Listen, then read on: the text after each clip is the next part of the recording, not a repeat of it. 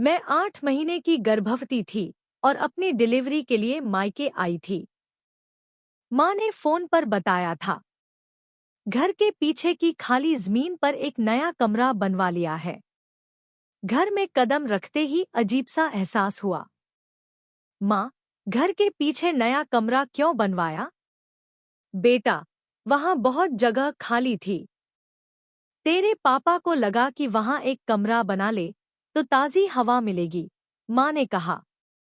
अब छोड़ ये सब और दूध पी ले। मैं थोड़ी देर में पी लूंगी, माँ। आप सो जाइए, कहकर मैंने दूध का गिलास खिड़की पर रख दिया। पता नहीं कब आंख लग गई। खटाक। खिड़की के पल्लों की जोरदार आवाज से नींद खुली।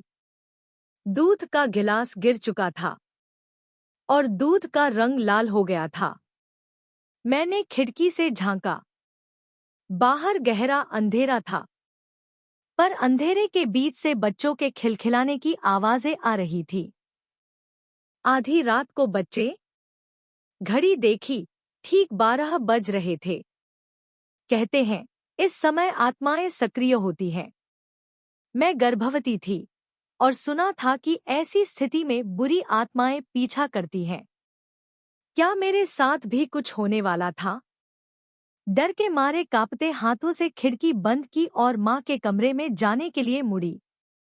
पर जैसे ही दरवाजे की तरफ बढ़ी, एक काली परछाई हवा की रफ्तार से सामने से गुजरी।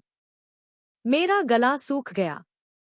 मैं चीखना चाहती थी, माँ, पर आवाज मेरे ही गले में अटक गई। धड़ाम। खिड़की का पल्ला जोर से बंद हो गया और कमरे में एक भयानक सन्नाटा छा गया। फिर, जल्दी जा यहाँ से। एक धीमी फुसफुसाहट मेरे कानों में आई।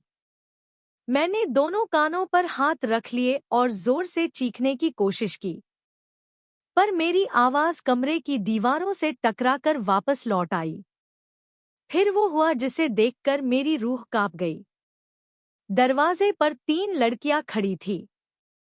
उनके हाथ में चमचमाते चाकू थे और गर्दनें अजीब सी टेढ़ी थी। उनके चाकू सीधा मेरे पेट की तरफ बढ़ रहे थे। नहीं, मेरे बच्चे को मत मारो।